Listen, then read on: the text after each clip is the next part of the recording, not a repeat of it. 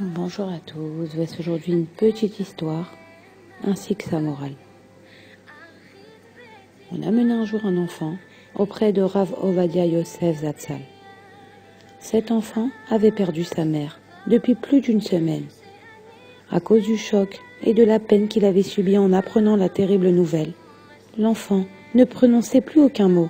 Personne n'avait réussi à lui faire sortir le moindre son.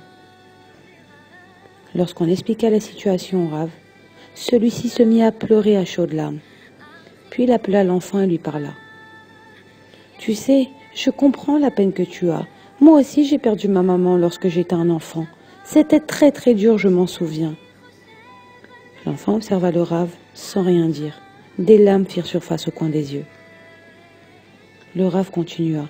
« Lorsque je me suis mariée, ma femme s'occupa de moi de tout cœur et je sentis qu'elle jouait le rôle d'une épouse et d'une mère. Mais voici qu'il y a quelques années, elle aussi décéda et je perdis en un instant ma femme et ma mère.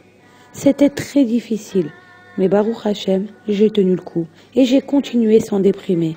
Grâce à l'étude de la Torah, seule la Torah me donna les forces de continuer. » L'enfant écouta attentivement, mais sans dire un mot.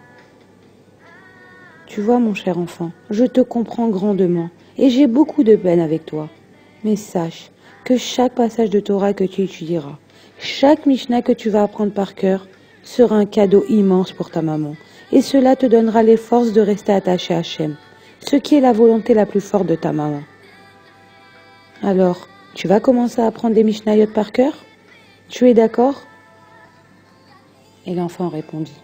« Oui, je vous le promets. » Et depuis, l'enfant retrouva l'usage de la parole. Pour aider quelqu'un, il faut premièrement le comprendre et deuxièmement, lui faire sentir qu'on l'a compris. Voilà et bonne journée à tous.